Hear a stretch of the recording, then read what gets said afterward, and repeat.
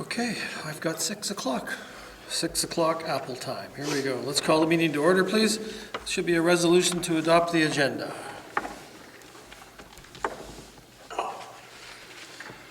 Resolution number 2019-194, moved by myself, seconded by Councillor Ward. Be resolved, the agenda be adopted as presented. Thank you. Any questions? All those in favor? It's carried. Confirmation of the minutes. Resolution number 2019-195, moved by myself, seconded by Councillor Ward. Be resolved that the minutes of the public hearing, regular council meeting, and committee of the whole of September 23rd, 2019 be hereby approved. All statutory declarations have been complied with. Oops, sorry. Great. Question? All those in favor? It's carried. Citizens period. Jason Oswald, True North Towing. Not here.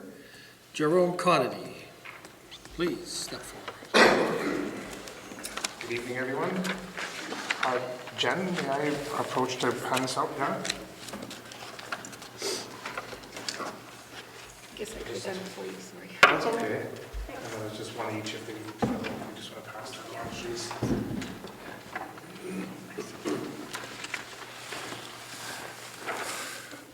So Jerome Conity from here in the PAW. So I'm coming here today on behalf of the PAW Families Building a Better Community.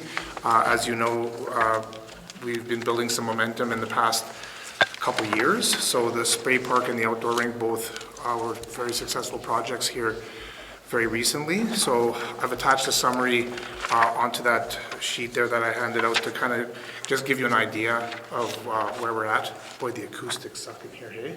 Oh, sorry. Just the echoing on my ears. So in any case, we have a stakeholders meeting that's going to be next week to determine the firm levels of the budget. But if we do plans that are similar in scope to Flin Flon or Swan River, with a park approximately 6,000 square feet, we're looking around 300 to 400,000 in cost. So we have unofficial support from Rotary and Kinsman. They both expressed a lot of interest on making this the next large community project. I've been talking with Vaughn at the Knights of Columbus. They don't really want to be involved necessarily in the fundraising part, but they said that they're committed to consider a large donation as it progresses. And we also plan to apply for Moffett Fund and the town's DMC. So we're really hoping to continue the snowball effect of what's happened and want to have the project completed on a far shorter timeline than the spray park, as we've had such good momentum. We just want to keep that up. So the reason why I'm here, I know that you guys have perhaps a bit of freedom with the BIPOL money going into 2020's budget. So all we're doing is asking if there's an opportunity for something to be allotted towards the project. We'd kindly accept it. We're not so bold. We realize that you guys have a million things on your plate and infrastructure and all that. But if you guys did decide that you wanted to allot X amount to a community project, we would gladly take that off your hands. And I'm just going to give you the quick spiel here. I'll try to keep it in under 5 minutes. So the history of the skate park in 2014 and 15 is when we decided that we were going to start to try to upgrade to a community style plaza, which is the industry standard. And you'll see these type of parks, Flin Flon, Ocean, Swan, Thompson. Pretty well any small city has this type of park. We did write a planning study for its location. I just wrote down the URL there in case you decide that you want to check out the study after your meeting. At that time, we were in talks with Kelsey School Division, but as you may know, it's a very intricate land allotment in that area. So the town ended up deciding to move the location for the park further south. So it would be right off the end of the Wellness Center on the east side. It's kind of a wedge-shaped property that's right there. As the spray park funds got near to to where we could apply for grants, the Paw families asked if we would just concentrate on one community project instead of fundraising for two simultaneously. So that was the time that we decided to kind of slow down on the skate park, on pushing for that until the spray project was complete. And here we are today. So last month we did hold a community meeting. Thank you. There was a couple town councilors. Herb, you were also sent me a couple lines there for that meeting as well. Thank you. And we had representatives of each sport, the fundraising groups, and some interested community members to look over the concept pieces which are circulated there amongst you. So when you look at those plans, like obviously none of them are firm plans, they're just concept pieces. The one that was voted the most appealing overall was the one right on the top, which has a really distinct kind of shape to it, which may work well for the actual shape of the property that we do have allotted to us from town. And the one thing that was, I guess, voted the most appealing was a bowl. So if, as you know, in that specific sport, it came from the roots of going in pools. So there's a large bowl that's included in that. Obviously drainage becomes an issue, but there is a drainage ditch in very close vicinity, which is a real plus in talking to the planners. As I said about the pricing, it is around 300 to 400. We have 40,000 that we raised previously and a number of large contributions that we just have to finalize before we can announce. But we really do expect a great amount of support from what we've heard from the community groups. I also talked with a contractor who's kind of giving us some ideas, and he said that we will try every trick in the book to keep the per square footage cost down. But because of our location, obviously cost is a factor. So there will be another meeting if any of you guys decide to go. October 23rd at 12 p.m. at A&W. Lunch is on me. So we can kind of finalize the set budget and decide on who's going to be the major stakeholders. So that was just more of an info session for you folks, and if it's possible to be considered, depending on how things are looking for 2020. And if you folks had any questions, I'd love to answer. Jerome, okay, so those are conceptual, right? Yeah, it's just concept It's a pieces, terrible yeah. road, right? Have you guys put together any quote package or tendering packages or anything like that yet? No, we're not at that point, because until we figure out the specifics of how big the park is going to be and what the community feels is a comfortable budget, at that point is when we would be able to go to different contractors and go to different groups to find out the best pricing. Would you light it? Pardon? Would you light it? Would you put lights up? We always suggest that lighting is a really good idea. However, that may be a cost that's considered as a secondary nature. But we highly encourage lighting to be a part of the plan, because we all know what happens in any dark places. In talking with Amber previously, because of its location next to the wellness center, she had suggested even an upgrade on the lighting on the outside of that building. This was a number of years ago, mind you. I'm not holding her to that by any means, but she said that the lighting, because the structure's already there, we would probably be able to put lighting up for a decent price. And I think I know where you're talking for the spot. Was it a spot you wanted, or was it a spot the town gave you? We feel that originally when I did the planning study, I thought the spot that was best was the current location, and that was one of the reasons why I did a study actually at the schools to see what the kids had to say, because they're the primary user group, and it was fairly resounding that they preferred it to be closer to their schools. But there's obviously intricacies there, because with teachers having to monitor it, it kind of became like a bit of a bone to pick with the school division. And when you look at the property lines, it literally is like town, it's like literally on the property line. So at that time, the town decided it would be better to move it to a different location. Personally, I'm a fan of having things out in the open. I believe that there'll be less less crime or negative things happening there if we can keep it in a really open spot. So it is sheltered behind the rink, but the town decided at the time that that's where they wanted to allot the land, so we didn't, beggars can't be choosers. So you guys own the property, so you guys kind of tell us. So the lot was actually allotted. Yes. It was, I believe that they did, it was a long-term strategy that they had done approximately 4 or 5 years ago. So all the user groups, this was kind of towards the end of KRC, basically. All the different user groups came in. They all had their wish list. They said, here's what we want, here's, you know. And so at that time, that was when they allotted the land for the spray park and the skate park and the other community projects, yeah. It never officially changed hands, though, like the spray park land did, right? No, nothing, no, we have never gotten to that point. It's just that's where the town had suggested that we build it. Okay.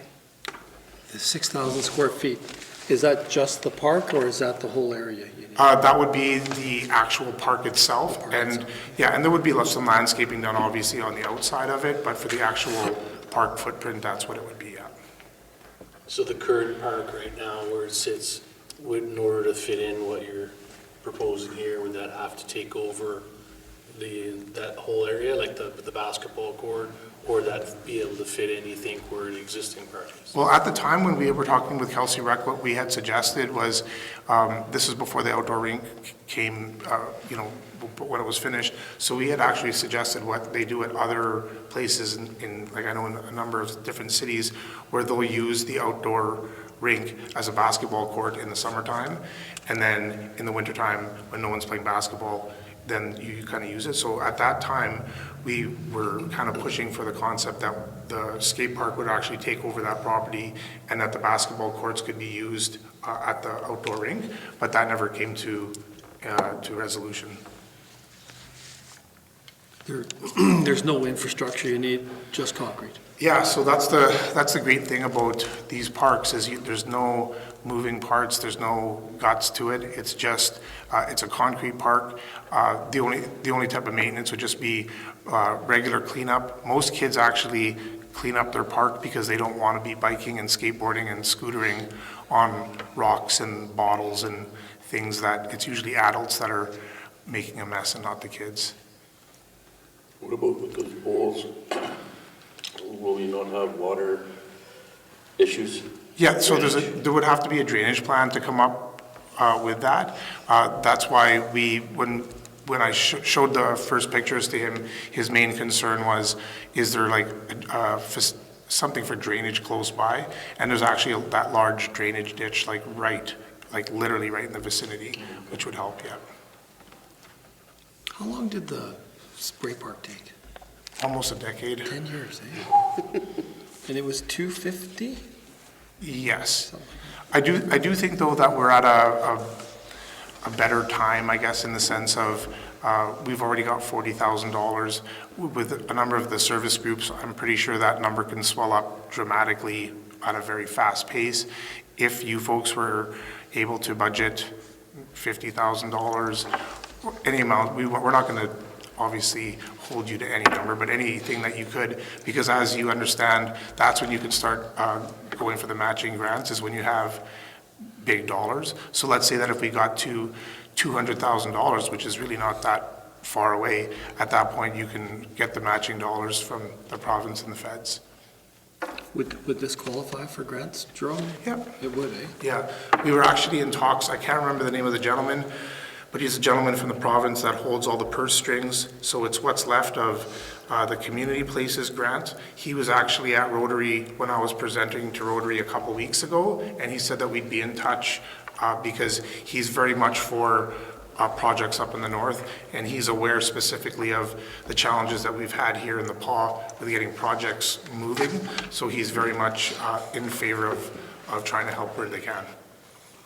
Is there anything in that Manitoba 150 for next year? Is there anything in there? Yeah, there is a small grant for $10,000, and that one is, I requested information from the town before the issue happened with the CAO not being here, and I know you probably got tons of work, but I ended up bumping into Shireen from Sam Waller, and she had all the information already that she got from Swan River, so we do have that. Although that may be better for a smaller project in the community, maybe like in Centennial Park at this point, more so than towards this project. You wouldn't consider the other side of the wellness center, eh? We would consider whatever, you guys are the town, so we would consider whatever. It's just like, from my point of view, is that we're jamming everything in that one little area. And Saints Preserve, that it doesn't happen, but should it happen, that we'd have to build a new pool or something or whatever. I think that would be the spot for it. But it's just a thought, you know, like. Yeah, and we've always kind of been open to whatever the town wants, because you guys are the municipality, so we kind of take the lead from you guys. But that was a part of the long-term plan that Kelsey Rec and the town had came up with at the time. Yeah. Just from your own experience, Jerome, what do you think the social benefits would be to something like this? Because you hear all the same stories I do about kids getting into trouble. Well, you're going to get, when the park was first built, the one that we currently have, I don't know if many of you remember it. I remember Chad, I'd see him there a little bit. But you had literally hundreds of users daily and in a family-friendly environment. And we want to keep it busy. Like, we do not want it to not be busy. And that's one of the reasons why the current park that we have is it's degraded and less people go there. So it's usually just the troublemakers that, not usually, I should reword that. It's often that sometimes troublemakers will go and hang out there. So the busier that we have the park, the better, because it'll self-police. So we're talking about a generation of kids, from 10 to 25 are the primary users. They're it's a huge health issue. We have kids that are getting diabetes and not being fit and playing video games all day. So we really need to have these opportunities for youth. And this isn't even really groundbreaking. Like, this is in every major community they have these. It's a concrete park. It has huge benefits. Kids will want to use it? Yeah, most definitely. So I'm just thinking out loud here now, because the topic's going to come up some more yet this evening. Is there any way that we could, if you're a kid that gets into trouble, you can't use the park? Well, that would be up to you folks You know, in your bylaws. can you do those sort of things? Like, is it going to be that kind of facility that the kids will want to be there? The kids will want to be there. Yeah, absolutely. Like, it becomes a social hub. Like, skate parks are the place to hang out. Like, even my kids, when we're at the rink and it's right before ice time, like this time of year, obviously not in the winter, I'm just gonna rip to the skate park, Dad, just gonna go hang out, and they'll go there and they'll hang out with their buddies and skateboard or shoot basketball or whatever. So is it now, Trevor, maybe you know this answer, maybe you do as well. If you're kicked out of school, since the current skate park is on school property, does that mean that you can't access it? That's been a bit of a discussion, because we've, it's the same thing as when someone says skipping class or skipping school. So I feel anyway that it's the Kelsey School Division property at that point in time during the school day. And I would think whether Kelsey School Division or anybody else, that you probably shouldn't be at the skateboard park if you're supposed to be in class or you're out of school. But at 3:45, that's 3:45. So unless you've vandalize the property and there's a reason for you not to be there, no one's out there policing it other than that. So, but I mean, we go out there. I mean, it's difficult, right? How do you police an area that large and on a daily basis? I can't sit out there all day, but it's not like there's 25 or 30 people out there either hanging out on a daily basis, not going to class. It's one or two. Good, sounds exciting. Yeah, thank you folks for your time. Have a wonderful meeting. All right, thank you, We'll Jerome. speak soon. All right, thank you. Do you want your, Oh yeah, that'll take you guys. Thanks.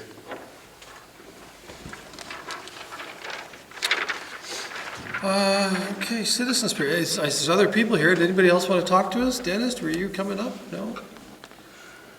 Yes. Please, come up.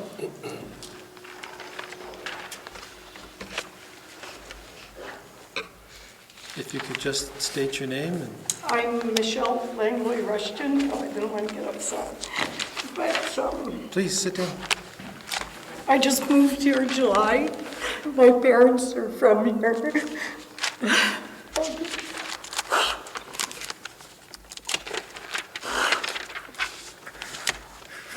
Just seeing the state of the paw, like, it's so run down, and we live on Bignell Avenue. Our house looks out at the CN Freight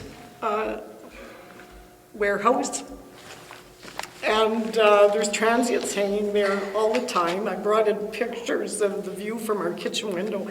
My mom is 89 years old. I brought her home so she could have her last few years here at the paw in her house. But I just want to sell the house. I want us to get out of here. It's not safe. I'm scared to leave my house even for a day. I'm scared to even go to bed at night because of the transients in our back alley. There's people sleeping, and if I can show you these pictures. Yeah. I just want it to be strong and come here, but it's so upsetting living here.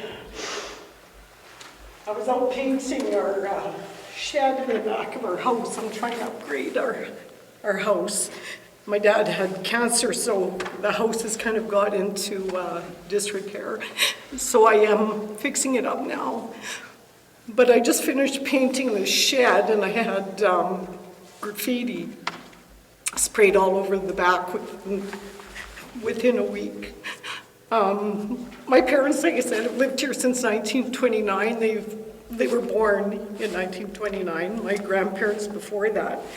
But they paid taxes, and it's unfortunate that maybe we didn't have the money to live in a different area, but this is where my grandparents lived beside us, and so we shared a lot. So when you look out my kitchen window, this is the view that we have.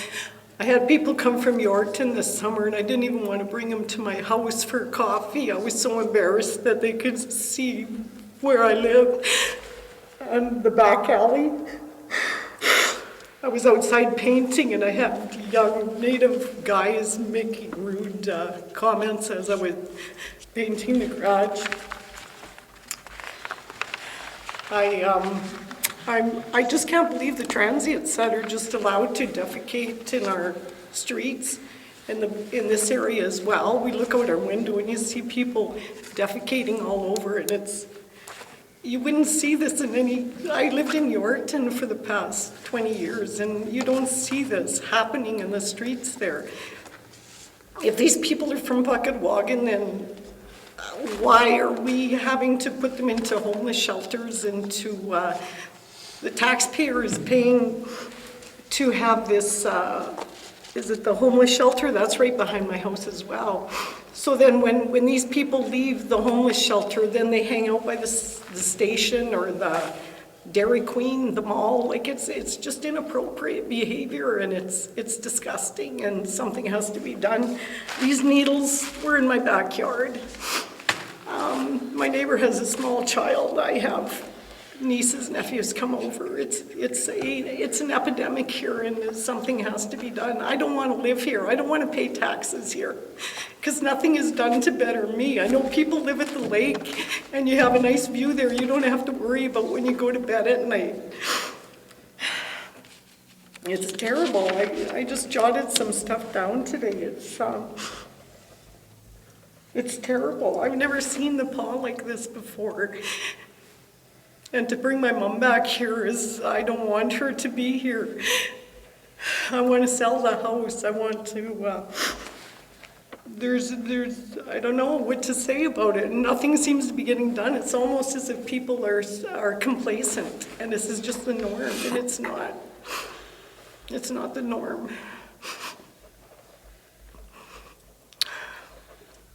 What would you like us to do? For one, I want this building taken down. It's terrible. It's disgusting.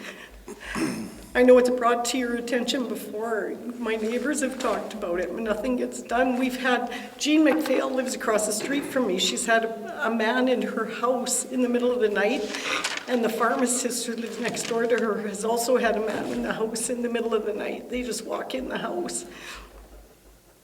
Like, something has to be done. Like, nobody should have to have this burden or to live like this and feel unsafe.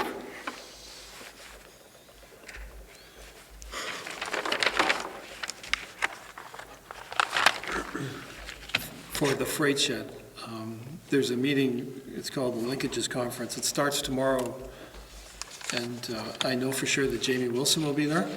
And Jamie's the head of the railroad here now. And it was just under a year ago, he made a commitment to us to fix it or remove it. So they did board it up to try to prevent people from getting in, but he hasn't done anything recently.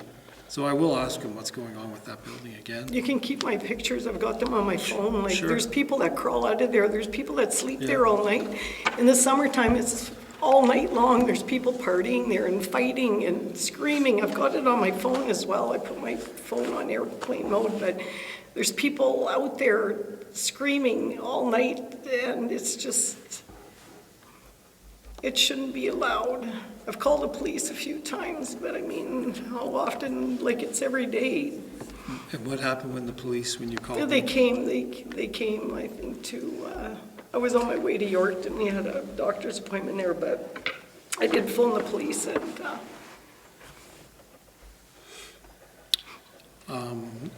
the whole issues you've talked about are things that we've talked about often in the last year and stressed about quite a bit. And to be honest with you, there's only so much that we can do as a municipality. You know, people sometimes think we have powers we don't have. If you had a pecking order, the municipal government's on the bottom of the pile. The province of Manitoba, in my opinion, has been remiss in their responsibilities. I think they tend to be political in their acts and intents, because I feel that there's been times over the last year the PAW has just been forgotten about, despite us trying to make noise. I know, but can't we as a community, like, do something to clean this up? Like, that building shouldn't be there if it's not in use. Like, there's got to be money to bulldoze that. I'm sure there'd be somebody who would offer to bulldoze that. I'd go in there and friggin' tear it apart myself. Yeah. It's disgusting. It's Yeah, this was, as the mayor had stated, we brought it up about a year ago, and they did say they were going to fix it up, and I believe there was a report brought back saying that it was structurally sound, and they were intending to fix it up. Now, clearly, it's not being fixed up, so the mayor will have that conversation. That's where we can't go in and bulldoze a building down that we don't own. And they can continue, I guess, to fix it up and to make sure nobody gets in. But we hear where you're coming from, and we'll have that conversation. And hopefully, Yeah, I'd invite you guys over to come and look at this. This is what my mom looks at. You know, a taxpayer for all these years, and to look at that. And You've got a bag there, and you indicated it has some needles, in yeah. it. I urge every single person in this community to speak to the RHA about the practice of handing out the needles. I brought this up with a senior RHA executive 2 weeks ago, that I have if they're doing this safe needle thing, right, and I'm sorry, I'm not completely conversant on it, but I asked her flat out, why can't this be a needle exchange program? Because I'm kind of tired of our residents finding this in parks and streets. And her response to me was, it would be too dangerous for our trained medical staff to take in these needles. oh my God. I kid you not. There's not many things that really get me going. That really got me going, because that's an irresponsible statement. And I urge everyone in the community to contact the RHA and have them change their policy. If they give 10 needles, then they should receive 10 needles. And what is her name? I can contact her myself. Just phone the RHA and start checking, and they'll lead you in the right direction, because this is not responsible, in my opinion. The other thing, and again, I'm not making light of your situation by any means at all, not in any way. I feel for you, I honestly do. I want to point out just a couple of things, because I know people, it's bad at times, right? This weekend in Thompson, there was a group of teenagers who stabbed 4 or 5 people overnight. You know, people who were walking down the streets got stabbed by a couple of teenagers. That's bad. There was a CBC program on Friday evening about the state of Regina in North Central. It's horrible. I'm not making light of your situation, but I am pointing out we aren't unique. This is a problem, and this is a much bigger problem than the municipalities have the authority or power to fix. We truly do need the provincial and federal governments to become more involved, because a lot of the problems we're dealing with, they downloaded onto municipalities. And you know, at the end of the day, we have very limited powers. We really do. We can be an advocate, and we are. We're often talking to agencies and individuals and stressing the point that this can't go on. It's not a lot of help to you, but call the RCMP all the time. We had the RCMP here a couple of weeks ago, and we asked the question. It's about $175,000 a year to have an RCMP member. We asked the question, if we've got another member, could we direct their work? Could we say, focus on this? Could you focus on that? And we were told no. Right? Just flat out no. We're paying the bill, and we can't tell them where they should be working. And that's wrong, right? That's just flat out wrong. So I'm sorry. I really am sorry. I do feel for you. And I will give this to Jamie tomorrow, and I'll ask him again. You know, do something with your building. Yeah, something has to be done, and even with that homeless shelter too, is it really helping people? Like it's enabling, you know, we're enabling these people to just be bums and to sleep in our streets and then go and eat and sleep and come back and do the same thing over and over again. Yeah, it really is a bigger problem, Michelle. It really is, because I truly don't believe that anyone woke up this morning wanting to be homeless. You know, I don't think it was a career choice. But no, but I mean, people have choices, right? And to do graffiti and to make rude remarks as you're walking by to people. And, I know. You know, people don't want to be homeless, but they're not homeless either. They have homes. They've got a band that's going to take care of them, right? And is that money following them to help us to pay for them? The town of the Pas has nothing to do with the homeless shelter. Yeah, but it's a problem, and somebody's got to deal with it, right? And I don't want to, you know, I just look at it every day when I look there, you know, and I will shouldn't give these be to looking Jamie there. tomorrow. My mom shouldn't be looking there. No.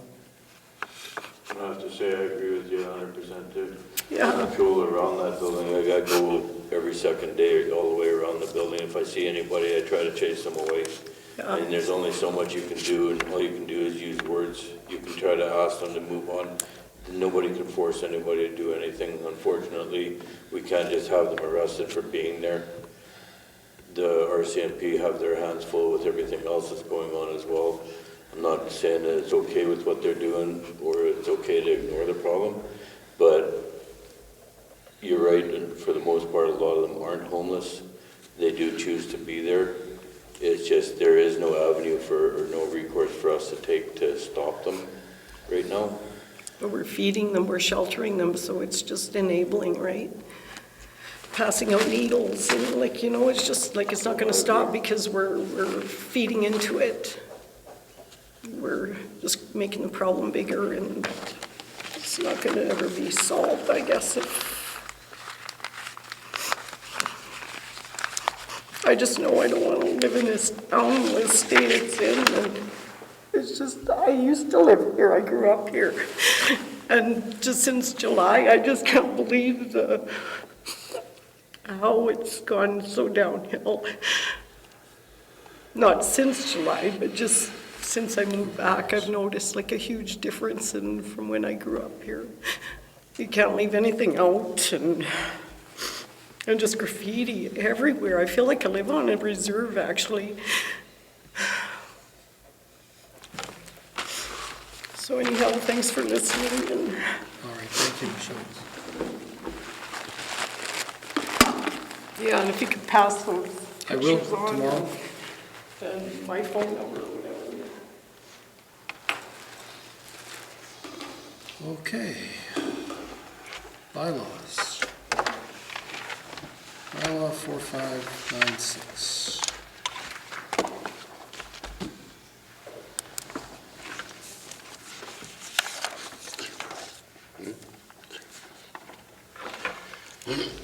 Resolution number 2019-196, moved by myself, seconded by Councillor Zelinski, resolved that bylaw number 4596, being a bylaw of the Town of the Paw to amend the Town of the Paw zoning bylaw on number 4121, be read a second time.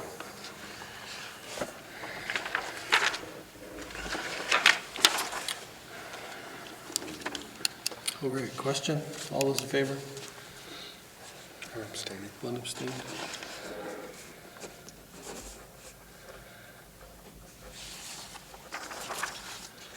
Go ahead, Bill. Anyone too? Okay, third reading. Resolution number 2019-197, moved by myself, seconded by Councillor Zelinski. Resolved that bylaw number 4596, being a bylaw of the Town of the Paw to amend the Town of the Paw zoning bylaw number 4121 as read as a third time and to be passed.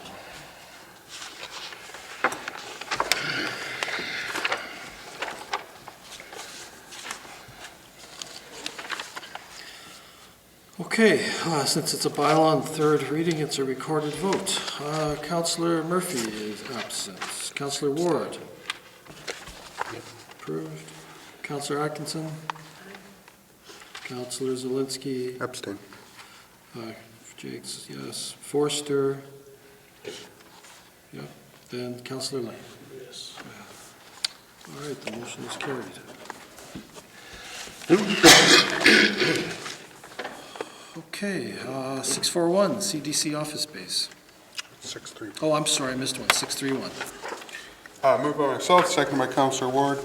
Whereas the town received a conditional use application to permit an asphalt manufacturing and refining plant at Northeast 225626 West, and whereas a public hearing was held on September 23rd, 2019 in accordance with the Planning Act, therefore be it resolved that council approve conditional use application 2019-01 submitted by Northern Lights Paving to permit an asphalt manufacturing and refining plant at Northeast 225626 West in accordance with bylaw 4596. All right. Northeast, I don't know if that's correct or not.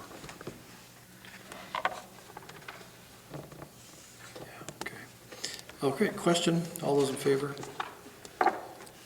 Abstained, one. Abstain. It's carried. All right, 641. Moved by myself, seconded by Councillor Ward.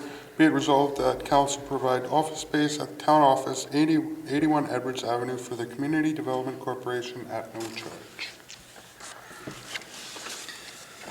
Question, all those in favor? It's carried. 642. Moved by myself, seconded by Councillor Ward. Be it resolved that council authorize the following accounts. Pay period number 19 in the amount of $104,117.32. General check numbers 23487 to 23560 and 23562 to 23587 in the amount of $864,428.64. And EFTs in the amount of $64,232.91. All right, question, all those in favor? It's carried. 643. Moved by myself, second by Councillor Atkinson, be resolved that council authorize the following account in conflict. General account number 23561 in the amount of $627.94. Thank you. All right, question, all those in favor? Abstained, carried.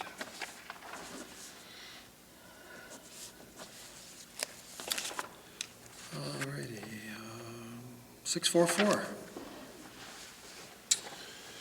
Moved by myself, second by Councillor Atkinson, be resolved that council accept the July financial summary as prepared and presented by Graham Keller, the controller. And it's important to note that some of the financing, or revenues, I should say, at the airport during the summer months were lower than expected due to the no fires. So no gas, or limited amount of gas was used. All right, question? All those in favor? It's carried. 645. Moved by myself, second by Councillor Atkinson, whereas an invitation tender was sent to suppliers and advertised on the town website, Merck's, and in the Opasco Times for the supply hall stockpile of 1,000 cubic yards of 1.5-inch limestone, and whereas one tender was received, therefore be resolved that council accept the bid from Strzelecki Contracting Limited, the lump sum amount of $20,454, taxes included, for the supply hall and stockpile of 1,000 cubic yards of 1.5-inch limestone.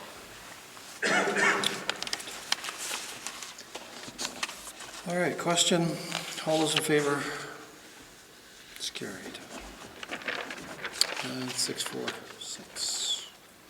Moved by myself, seconded by Councillor Lane. Whereas an invitation to tender was sent to suppliers and advertised on the town's website, Merck's, and the Pasco Times for the supply, haul, and stockpile of 1,000 cubic yards of type 1 gravel. And whereas 3 bids were received. Excuse me.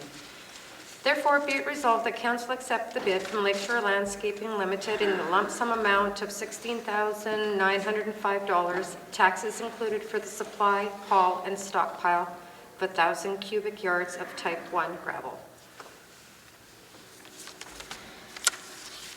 Question? All those in favor? It's carried. All right, 647, MPI.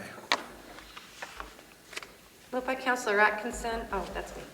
And seconded by Councillor Lane. Resolved that council authorize the mayor and the assistant chief administrative officer to sign agreement with Manitoba Public Insurance Corporation as per discussion during the in-camera portion of the September 23rd, 2019 Committee of the Whole meeting.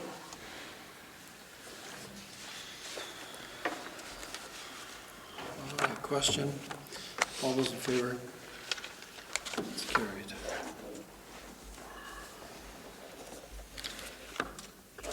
All righty, committee reports, museum board. 7-1. Sorry, we have 7-1. No, 6-7's that's 6-7's first. Yep. Yeah, we had a meeting there last week.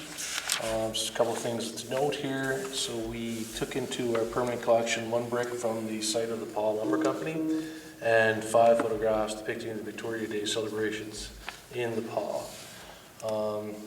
As well, we were looking through the bylaw, and I'm not sure if this is something Jen can look into, but we're looking at the museum bylaw, and then some of the words in the bylaw are actually crossed out. So, for instance, the museum board shall meet with council, shall meet, and then it says, or maybe, and then shall is erased, or maybe is erased, or crossed out.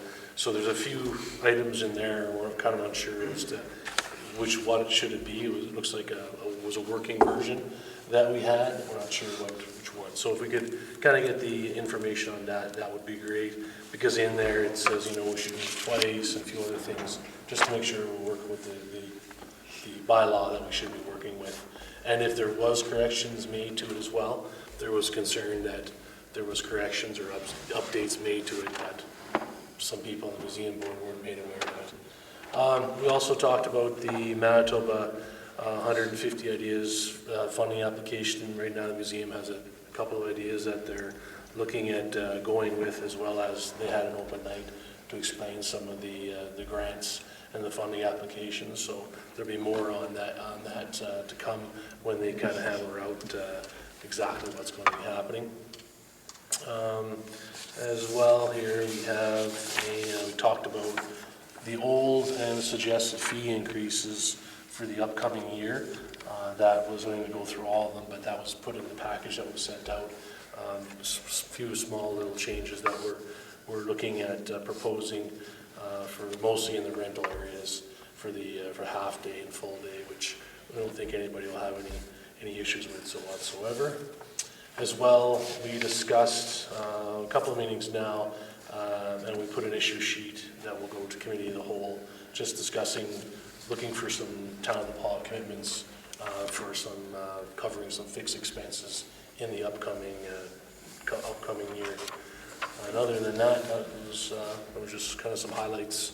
And again, everyone sent the minutes, so if you have a question or concern, you should bring it up and we can help you answer. Thank you. Chamber of Commerce. Next week?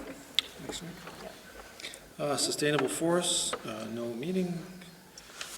Citizens on Patrol, I attended the meeting on October 1st. There was 15 people in attendance.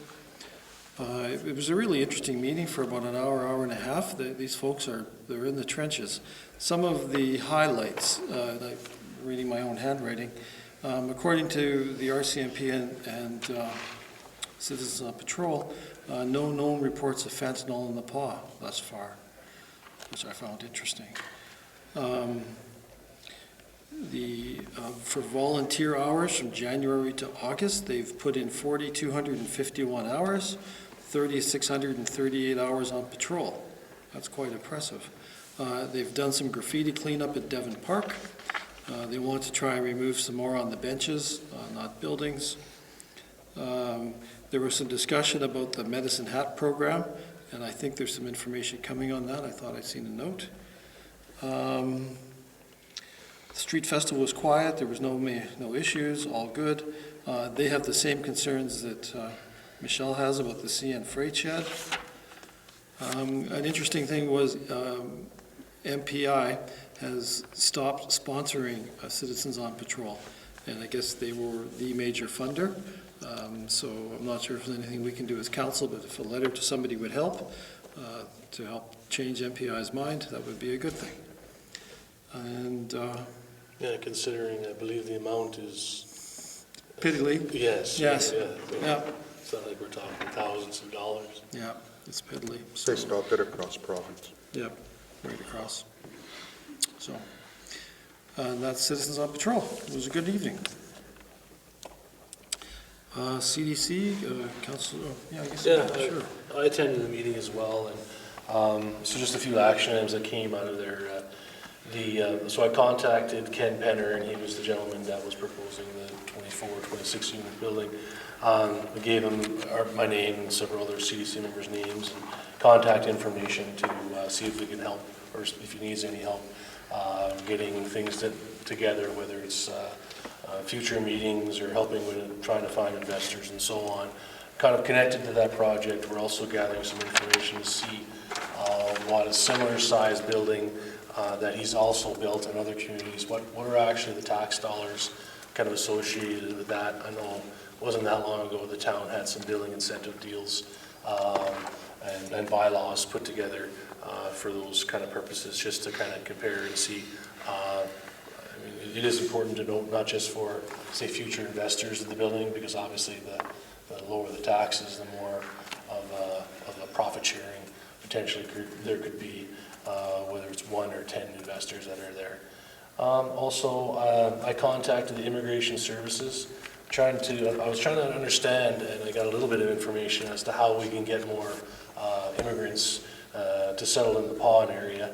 And a lot of the ones that are coming here right now are basically coming with jobs already. So they're people from, so the employers themselves, whether it be Subway or Tim Hortons and so on, have gone through the process to put their business in their, and provide the persons with jobs. So when they come here, they have a job already. But I was also more interested in so wherever they are, why can't they kind of be in the Paw while they're waiting for that? Because we know there's jobs available here. We're looking for workers. So I got some of that information and kind of thought it was worthwhile to have, now that we have an office here, that they could come and present to CDC and see where we can help them out.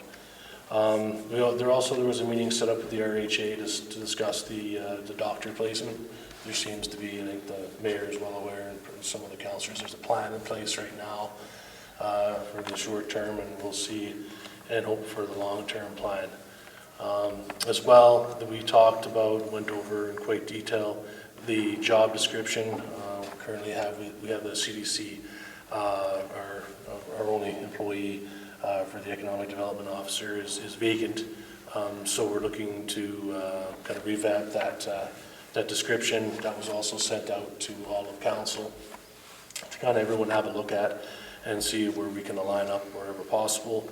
But in the meantime, there are a lot of these things where, you know, I don't work for the CDC full time, so it's kind of hard to get some traction on these. So in the meantime, we're looking to see if there's someone out there that we can work for us part-time, so we can kind of make some headway until we get the job description and get it out there, and then hopefully get somebody. So, and that was, yeah, that was pretty much it. And there's just the issue sheet that'll be coming up in committee of the whole. Thank you. Destination marketing, Councillor Murphy is away. Cedar Lake, no meeting? No. Recycling board, We had a meeting on September 26th, and we had quite a lengthy discussion with the workings of the recycle plant. The biggest discussion there is garbage, and it's like in every center, they're getting an abnormal amount of garbage mixed in with the recycling. There's no sale for cardboard, so we were looking at alternatives. One of the alternatives is to see if CKPI would take the cardboard. They would only take it, I believe it was shredded. The other thing was putting in an external burner to provide heat to the building to reduce costs. Look for alternative sources of sending materials out, the commingled and everything else. We're only allowed one pup trailer, which is approximately 28 bundles, which isn't very much. Discussed the possibility of purchasing a shredder to have on hand to shred plastic and other uses.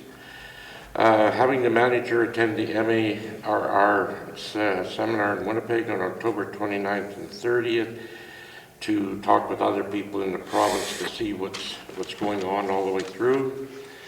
And at AMM convention in November to discuss with the communities of how and what they are doing, and the next meeting is scheduled for October 24th. just some comments if I can.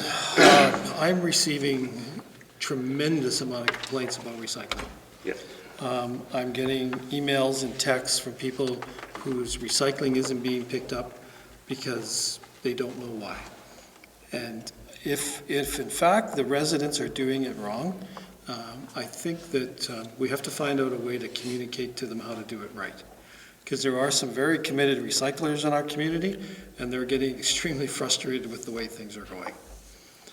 Okay.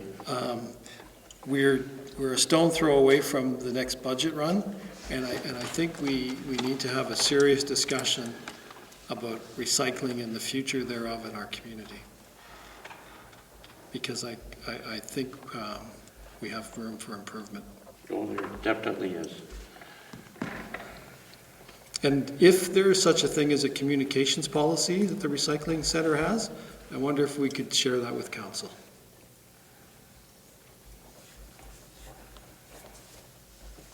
Thank you. The PAW Community Renewal Corp. We just had a meeting on the 10th. A couple more grants were approved. Got some other stuff in my brain, so I just can't remember everything that took place, and I forgot my notes. I apologize. But everything's looking good going forward. They're definitely making a big impact in the community, doing a lot. Thank you. Library Board. Last week, the basement was completely dry, which was pretty exciting for everybody who was there. Social media, their Instagram, they had 343, Twitter 163, Facebook likes were 912, and it's up to 934 followers now. Next month, we're going to start moving forward with the budget for 2020. Preschool track is now completed. Prison library is started up once again September 11th.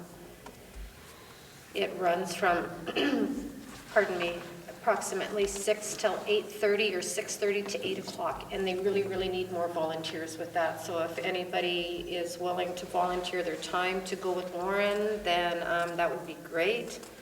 Also starting to update the policies that are in place. There was a grant that was received throughout the summer for a student, and the attendance was kind of iffy, so they didn't rehire for that. Received the grant from the town. Our McKelsey grant has been received. These are a little bit older. We weren't able to have quorum a couple times. And also the grant from the province of Manitoba was received. And also the Rural Library Technological Sustainability Grant was also received. Programs that are coming up is there's going to be a Harry Potter night, October 24th from 2 to 4, pardon me, it's a Harry Potter party, not night. Halloween Tea and Spooky Stories is October 25th from 1 till 3:30, and games nights are still Wednesdays from 7 till 10. Story hours are still Thursday mornings, play groups Fridays. I think that's everything. Thank you. Scan. They had a meeting which I was unable to attend. Okay. Kelsey Planning District, we had a meeting last week, and we're finalizing the map. We're hopeful to have the map available for public presentation in the next couple of weeks. We're looking at November 4th. November 4th? That week, somewhere in that week. Okay, November 4th, there we go. And I think the community will be excited once this starts to take shape. KSD committee, They met on Thursday. I was unable to attend, and I have not received minutes. okay. I was there, we're still working on the draft agreement between the town and Kelsey School Division on the town garage as well as the Wenton Pool. There's a variation between what they think on the town with the pool of the amount of water used compared to what the town says was used. The difference is about, I think, 50,000 liters. So that's a little bit, but it's still a in progress. Okay. That's it for committee reports. Unfinished business, 7.1. Moved by myself, seconded by Councillor Lane. Resolved the council approve and appoint the appointment of Jennifer Early as the acting chief administrative officer until November 18th, 2019. And be it further resolved, the council approve the appointment of Julie Fothergill as the interim chief administrative officer as of November 19th, 2019, until the position is permanently filled as per discussion during the in-camera portion of the October 7th special meeting of council.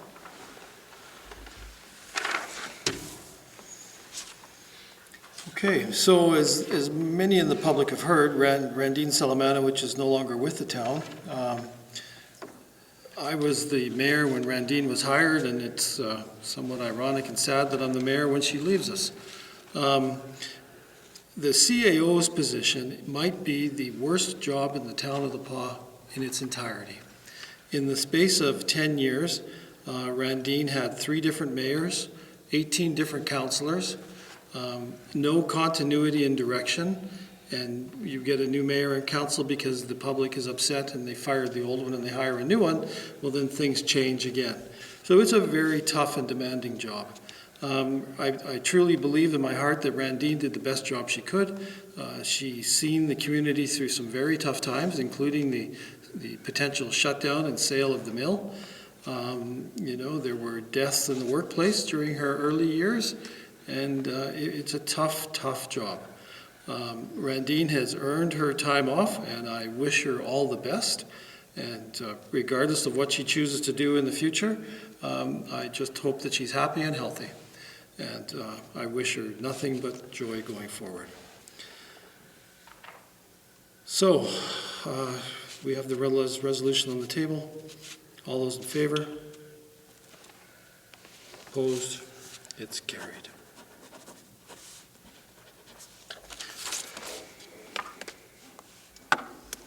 Citizens period, anything, one more kick at the cat?